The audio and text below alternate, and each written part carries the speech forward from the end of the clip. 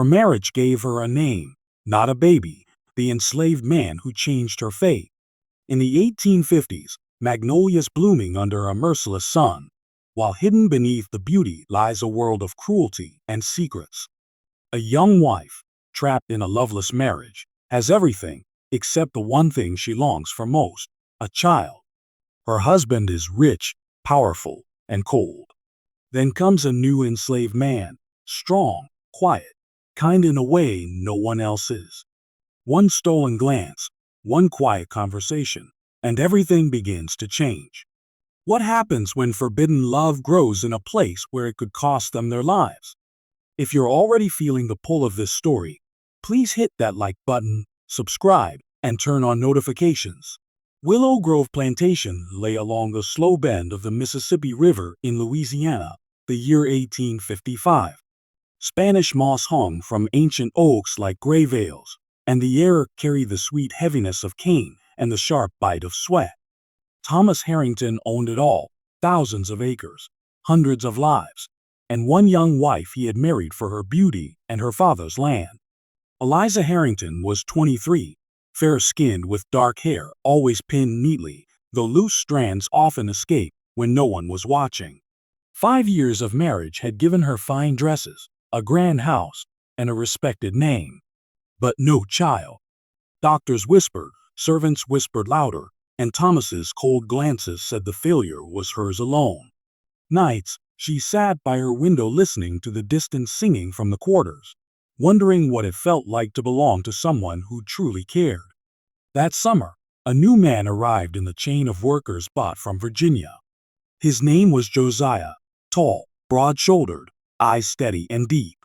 He said little, worked hard, and carried himself with a quiet pride that made the overseer watch him closely. One afternoon, as Eliza walked the garden path seeking relief from the heat, she saw him carrying water barrels alone, muscles straining but face calm. Their eyes met for only a moment. In that moment, something wordless passed between them, recognition, perhaps, of two souls trapped in different cages. Neither spoke, but the seed was planted. The days at Willow Grove began to feel different after that first glance in the garden. Eliza found reasons to walk the paths near the fields more often. She told herself it was only to escape the stuffy house, but her steps always slowed when she passed the men cutting cane. Josiah noticed her too. He kept his head down, swung the machete steady, but his eyes followed her white dress moving between the rows like a ghost. He had learned long ago to hide what he felt. Feelings could get you whipped or sold.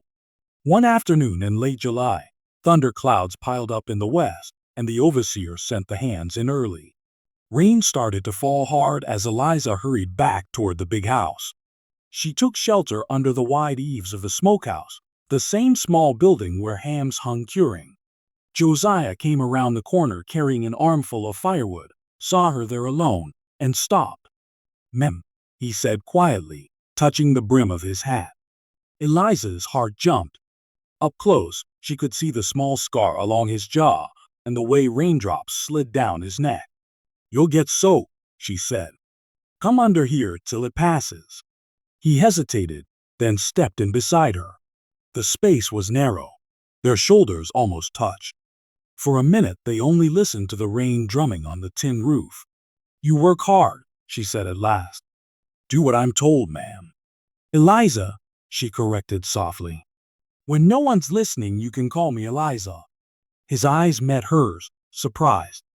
"That wouldn't be wise, Miss Eliza." "Maybe not." She looked away, out at the silver sheets of rain. "But everything wise feels like a lie these days." Silence again. Then he asked, low, "You unhappy here?"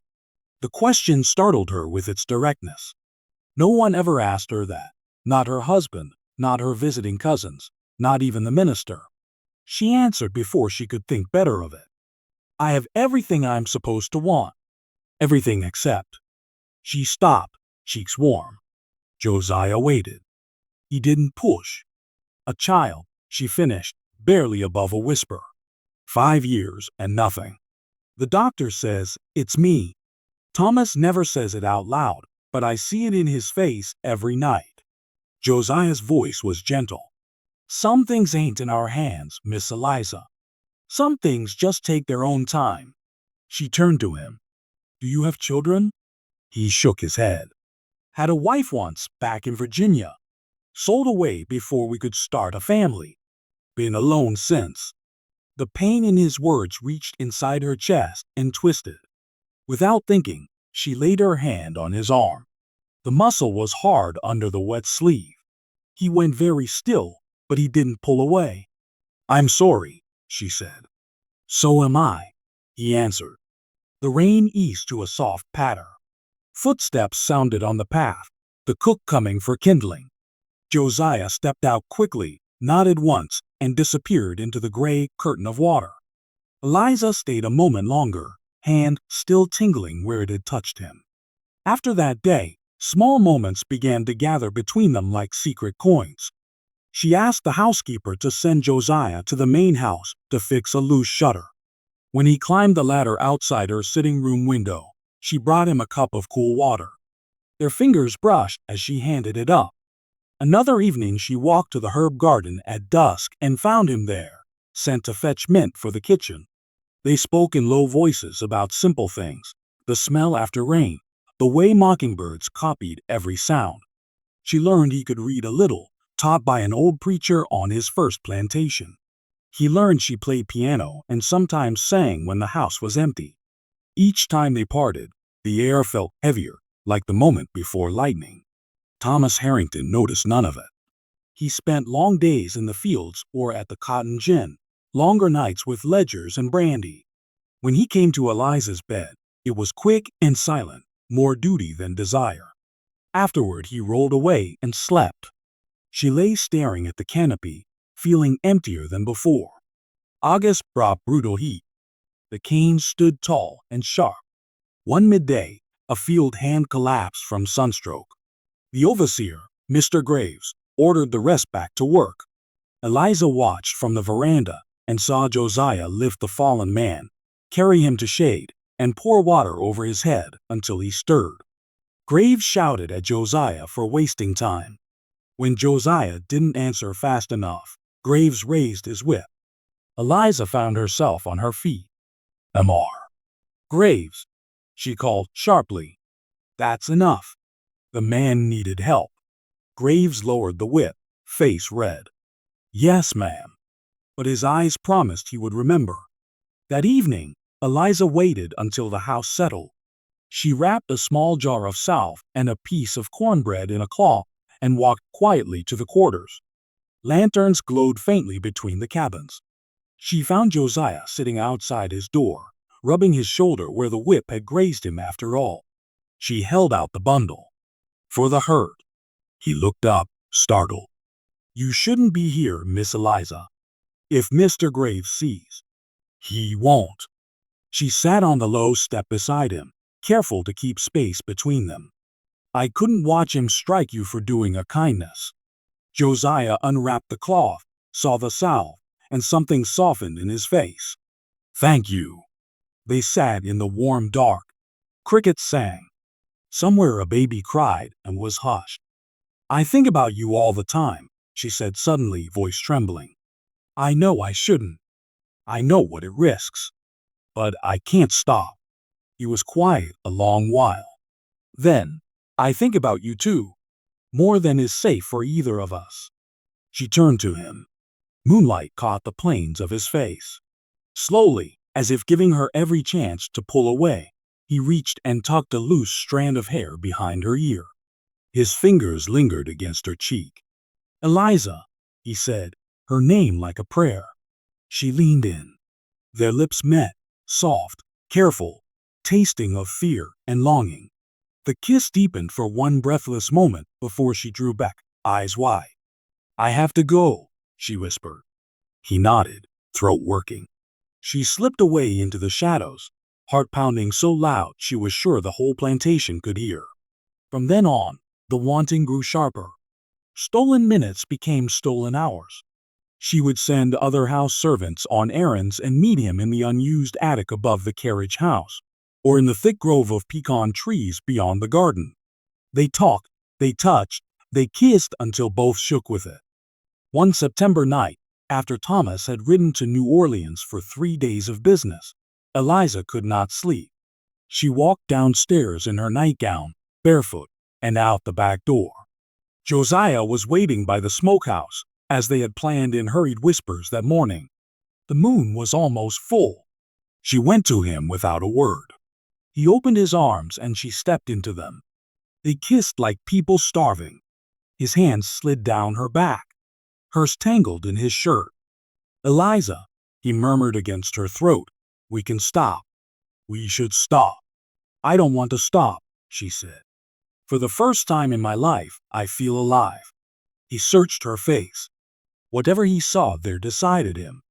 Gently he led her deeper into the grove where soft grass grew beneath the trees. They lay down together, careful and slow, learning each other with wondering hands and quiet gasps. The night wrapped around them, warm and secret. Afterward, she rested her head on his chest, listening to his heartbeat slow. "I wish I could give you everything," he said. "A home, safety, a name for the children we might have." She pressed her fingers to his lips. "You've already given me more than I ever thought possible." They did not know that in the shadows near the quarters, old Aunt Rachel, who had raised half the house servants and seen everything twice, had noticed Eliza's glowing face these past weeks. Aunt Rachel said nothing yet, but worry settled heavy in her chest. And far off in New Orleans, Thomas Harrington drank too much whiskey with men who liked to gossip. One of them mentioned seeing a fine-looking new hand at Willow Grove and joked that some white ladies got lonely when husbands traveled. Thomas laughed at the time, but the words stuck. The air at Willow Grove grew thick with things unsaid, waiting for the storm that must come. October came in with cooler nights, but the days still burned. The cane harvest was in full swing, long hours, sharp blades, backs bent under the weight of it all. Eliza felt the change in her body before she let herself believe it. Mornings brought a quiet sickness, a tenderness in her breasts, a tiredness that settled deep. She counted the days since that night in the pecan grove and knew she was carrying Josiah's child. Joy rushed through her first, bright and fierce. Then fear followed, cold and heavy. A child meant hope, but here it meant danger. If Thomas ever suspected she could not finish the thought, she had to tell Josiah. They met in the attic above the carriage house 2 nights later, after the house lamps were dimmed. Dust floated in the moonlight that slipped through the small window. Josiah was already there, waiting in the shadows. He saw her face and stepped close. "What's wrong?" "Nothing's wrong," she whispered, taking his hands. "Everything's right. Josiah, I'm going to have a baby." His eyes widened. For a moment he only stared, then a slow smile broke across his face, the first full smile she had ever seen from him. He pulled her gently into his arms, careful now of her waist. "Our baby," he said against her hair, voice thick. "Lord, Eliza, our baby." They held each other in the quiet, dreaming aloud in whispers. Names. Laughter they might hear one day. A life far from here. But dreams were fragile things on Willow Grove. "We can't stay," Eliza said at last. "When it shows, Thomas will know it isn't his. We have to leave. I have a cousin in Ohio who hates slavery. I've heard of people who help." Josiah's arms tightened. "Running is hard. Dangerous. Folks get caught. Ducks. Patrols. If they catch me." He didn't finish. They both knew. "If we stay, they'll take the child from me," she said. "Or worse." "I won't let that happen." He nodded slowly. "There's a man in Baton Rouge, free-colored man, who knows the routes. I've heard whispers in the quarters. We need money, papers, timing. After harvest, when Thomas goes to settle accounts in New Orleans again. That's our chance." They planned in hurried murmurs, where she would hide coins and jewelry, how she would slip away at night dressed as a servant, where they would meet beyond the fields. Hope burned bright between them. But eyes were watching. Old Aunt Rachel had seen too much over her 60 years. She noticed Eliza's glowing skin, the way she touched her stomach without thinking, the secret smiles when Josiah passed carrying wood. Rachel loved Eliza in her quiet way. She had helped raise her when Eliza first came as a bride, frightened and lonely. But Rachel also knew the cost of secrets like this. One evening, Rachel cornered Eliza in the pantry. "Child," she said softly, "you carrying?" Eliza froze, flour on her hands from helping with bread. Rachel's eyes were kind but worried. "I seen it before. Joy and sorrow all mixed. That baby, whose is it?" Eliza's throat closed. She could not lie to Rachel. Tears came instead of words. Rachel sighed heavy. "Lord have mercy.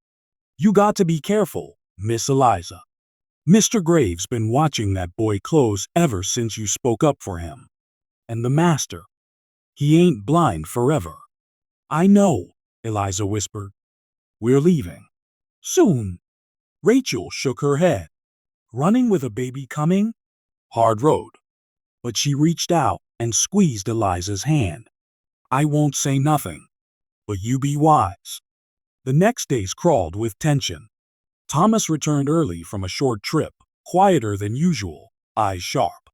He watched Eliza across the dinner table, noted the way she pushed food around her plate. "You feeling poorly?" he asked one night. "Just the heat lingering," she said, forcing a smile. He grunted, but something cold flickered in his gaze. Mr. Graves had his own reasons to hate Josiah. The day Eliza had stopped the whip still rankled. He began finding small faults, work too slow, a tool left out, anything for an excuse to punish. Each time, Eliza found ways to soften the blow, sending Josiah to lighter house tasks. Graves noticed that too. One late afternoon, Graves followed Josiah when he carried feed to the stables. He waited until Josiah was alone, then stepped out. "You getting bold, boy," Graves said, voice low and mean. "Thinking you special, 'cause the missus favors you."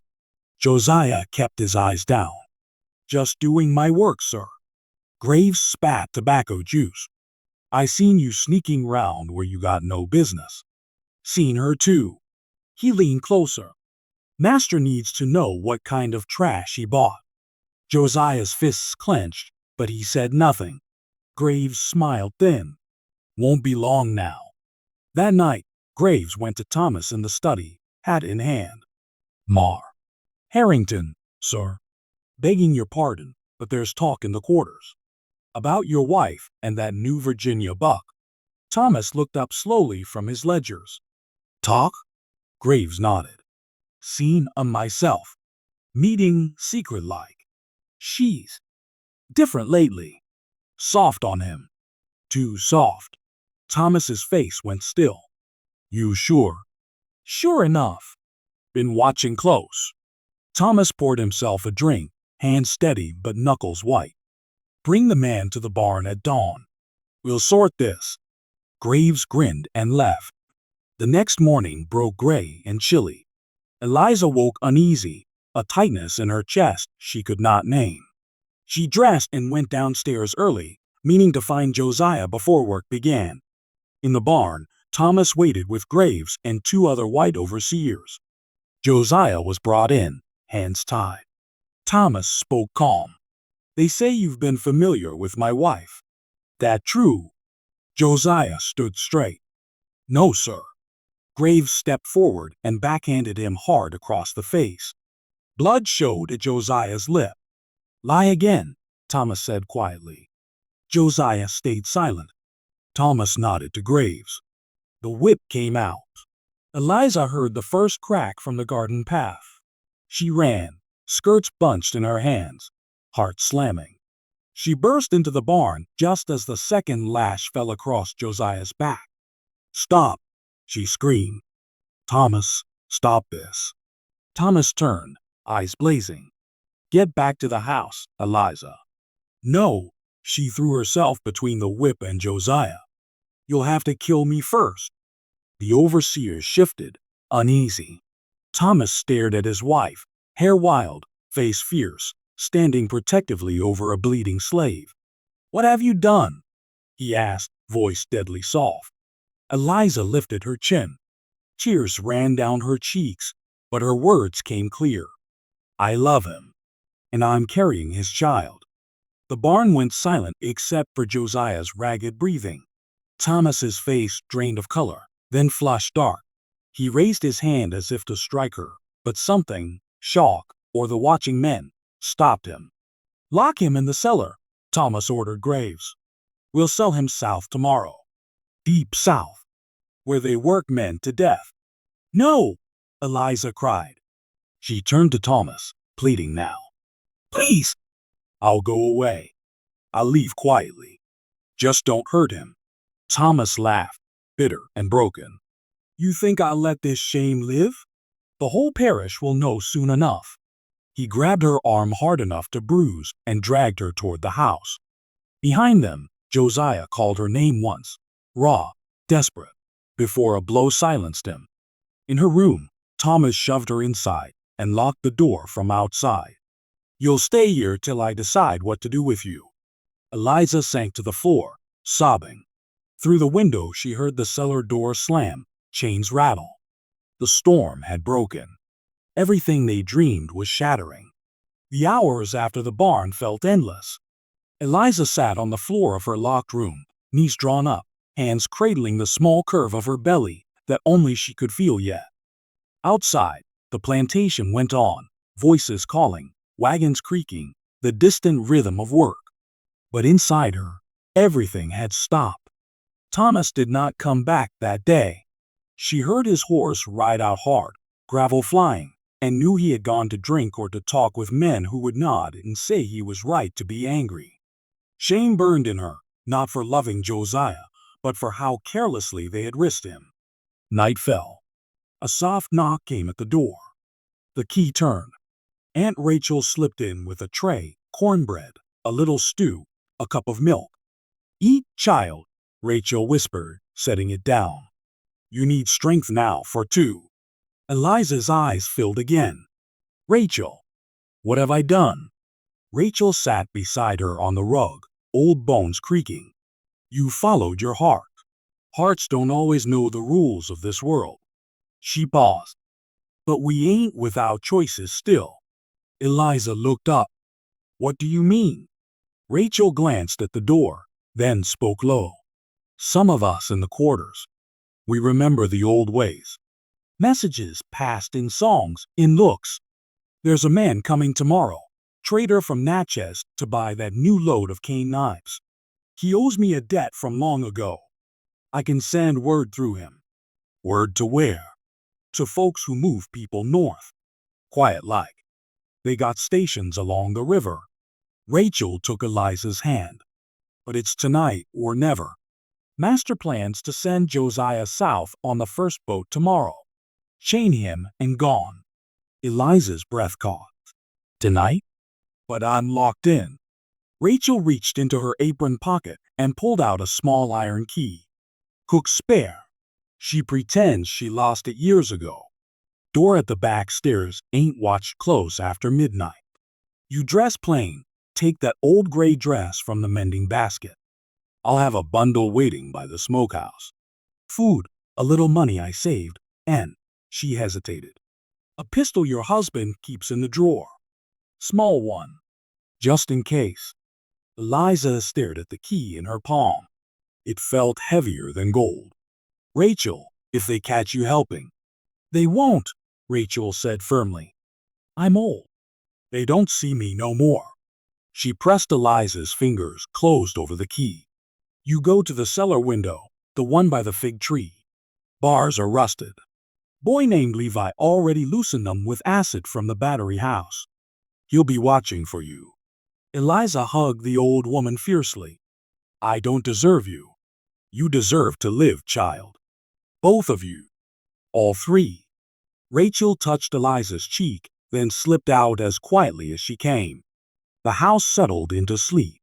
Eliza waited until the grandfather clock downstairs struck one. She changed into the plain dress, tied her hair under a kerchief, and crept down the back stairs barefoot. The key worked smooth. Cool night air hit her face like freedom already. She moved through shadows, past the sleeping dogs, past the quarters where faint snores and a baby's cry drifted. At the cellar window, low to the ground, she whispered, "Josiah." A scrape inside. Then his dear face appeared, streaked with dirt and dried blood. "Eliza," he breathed. "You shouldn't." She passed the small pistol through first. Levi loosened the bars. "Can you push?" Together they worked. One bar groaned, then gave. Josiah squeezed through the narrow space, broad shoulders scraping. When he stood free under the fig tree, they fell into each other's arms, shaking. "We have to move fast," she said. "Rachel says follow the old cane road north to the slough. A boat will wait at dawn." Man named Silas. They ran hand in hand, skirts tucked up, feet silent on the dirt path.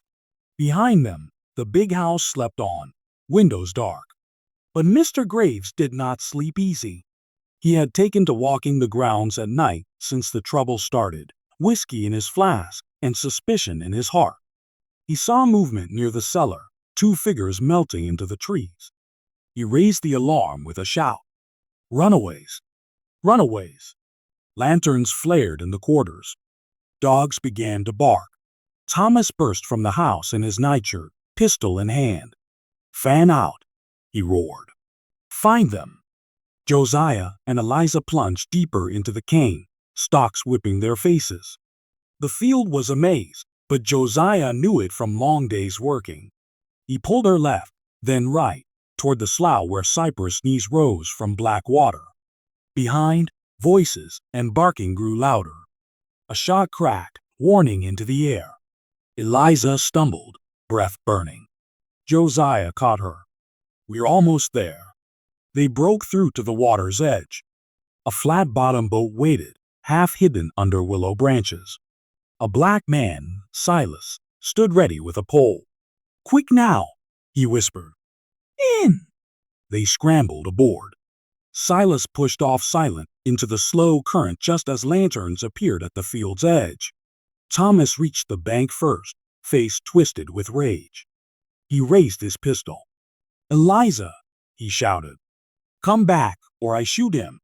Eliza stood in the boat, one hand on her belly, the other gripping Josiah's arm. "Goodbye, Thomas," she called, voice steady though tears ran. "I'm sorry it ended this way, but I'm not coming back." Thomas hesitated, long enough. Graves arrived beside him, rifle up. "Let him go," Thomas said suddenly, lowering his arm. His voice sounded broken. "Just let them go." Graves stared. "Sir." Thomas turned away from the water. "I said let them go." The lanterns dimmed. The dogs were called off. In the boat, Eliza sank down beside Josiah, stunned. Silas pulled steady into the darkness. "Why did he?" she whispered. Josiah shook his head. Maybe even he knew some things can't be held by force. They drifted north under stars, the current carrying them toward whatever waited, danger still, but also hope. Days blurred into careful travel, hiding by day, moving by night. Sympathetic farms, Quaker safe houses, whispered passwords. Eliza's sickness came and went. Josiah hunted small game, sang low hymns to keep her courage up. One evening, weeks later, they crossed into Illinois, free soil. The guide who met them there smiled wide. "You made it," he said. "Both of you. And the little one on the way." They stood on a hill looking over free land, wind cool on their faces. Josiah put his arm around Eliza. "We ain't got much," he said softly. "We got everything," she answered, leaning into him. Far behind, word reached Willow Grove that Thomas Harrington drank harder, spoke less, and never took another wife. Some said on quiet nights he walked to the slough alone, staring north. But that was another story. For Eliza and Josiah, the hardest part was over. The road ahead stretched long, but it was theirs to walk together. Spring came early to the small farm in Ohio the year after their escape. Snow melted into muddy paths, and the first green shoots pushed through the soil Josiah turned with borrowed tools. The place belonged to Eliza's cousin, Abigail, a sharp-eyed widow who had lost her own husband to fever and never remarried. She welcomed them without questions, only a long look that said she understood more than most. They lived quietly at first. Josiah took the last name Freeman on the day a kind judge in town wrote it down on free papers. Eliza became Eliza Freeman too, in a simple ceremony under an apple tree, with Abigail and 2 Quaker neighbors as witnesses. No fine dress, no grand house, just vows spoken soft and true, and a plain gold band Josiah had traded labor for. The baby came in April, on a rainy night when thunder rolled like distant cannons. Abigail acted as midwife, boiling water and murmuring encouragement while Josiah paced the porch, hands clenched. Eliza's cries carried through the open window, sharp with pain and effort. At dawn, the rain stopped, and a new cry answered it, small but strong. A boy. They named him Elijah, after the prophet who rode fire to freedom. Josiah held him first, careful, like the child might break. Tears ran down his face without shame. "Look at him," he whispered to Eliza. "He's got your eyes." Eliza smiled weak but bright. "And your mouth. He'll talk us both into trouble one day." In the months that followed, life settled into gentle rhythms. Josiah worked the land, corn, a few pigs, a milk cow. His hands, once forced to cut cane for another man's profit, now planted for his own table. Eliza kept the house, sewed clothes from feed sackcloth, and sang old hymns while the baby slept. Some evenings they sat on the porch steps, Elijah between them, watching fireflies blink across the fields. Letters came now and then, passed through the careful network that had brought them north. One, from Aunt Rachel, reached them a year later. Rachel wrote in careful script taught by a missionary long ago, "The big house is quieter now. Master drinks more, talks less. Sold off some land to pay debts. Mr. Graves left sudden like. Folks say he got into trouble elsewhere. I still tend the herbs. Think of you often. Be safe." Eliza read it aloud by lamplight, voice catching. Josiah put an arm around her shoulders. "She's proud of us," he said. "We made it for her too." Years slipped by soft as quilt patches. Elijah grew tall and curious, asking questions about stars and why some people were mean. They told him the truth in pieces he could carry, no bitterness, just facts. "Once, your mama and papa lived where they weren't free," Josiah said one night, whittling a toy boat. "But love and brave friends helped us find this place." Eliza added, "And now you're free from the day you were born. Never forget how precious that is." When Elijah was 5, another child came, a girl with Josiah's smile and a laugh that rang across the yard. They named her Hope. Visitors sometimes stopped by, traveling preachers, families moving farther west, escaped folks needing a night's rest before the next leg north to Canada. The Freeman house became a quiet stop on the line, soup always simmering, a blanket ready. Eliza found purpose in the helping, Josiah in the building, barns raised, wells dug, lessons shared. One autumn evening, when the children slept and the first chill crept in, Eliza and Josiah walked the edge of their fields. Corn stalks rustled dry, ready for harvest. "I still wake sometimes," Eliza said quietly, "thinking I hear dogs or chains." Josiah took her hand. "Me too. But then I feel you beside me, hear the kids breathing down the hall, and I know we're safe." She leaned her head on his shoulder. "You gave me the family I prayed for. Not the one I was told to want, the real one." He kissed her temple. "And you gave me a life I never dared dream. We earned this, Eliza." Every hard step. They stood there until stars came out, bright and close over free land. Behind them, lamplight glowed warm from the windows of a house that belonged wholly to them. The past still cast long shadows sometimes, dreams of whips, locked doors, the slough's black water. But morning always came, with children's voices and coffee brewing and work waiting. Love had carried them through the worst. Now it carried them forward, steady and sure. Years turned into decades on that quiet Ohio farm. Elijah grew into a strong young man who studied books by lamplight and dreamed of teaching others. Hope became a gentle soul with a voice like her mother's, singing as she worked the garden. Grandchildren came, 4, then 6, filling the house with laughter and muddy footprints. Josiah built a bigger porch so they could all sit together on summer evenings, telling stories under the same stars that once guided their escape. Eliza and Josiah grew old side by side, hair turning silver, hands still finding each other across the quilt at night. They never forgot the pain of Willow Grove, but they let the good days outnumber the bad ones. When folks asked how they found such peace after so much hardship, Josiah would smile and say, "Love carried us." And a whole lot of brave hearts along the way. One soft autumn day, when the leaves matched the color of sunset, Eliza passed peacefully in her sleep, Josiah holding her hand. He followed her 2 winters later, buried beside her under the big maple they planted the year Elijah was born. Their children carved simple words on the shared stone: together in bondage, together in freedom, together forever. And somewhere, in the wind through the corn, you can almost hear them, 2 souls who dared to love when the world said they shouldn't, proving that sometimes the bravest thing a heart can do is choose hope. Thank you for coming on this journey with me. This story is finished now, but I hope it stays with you.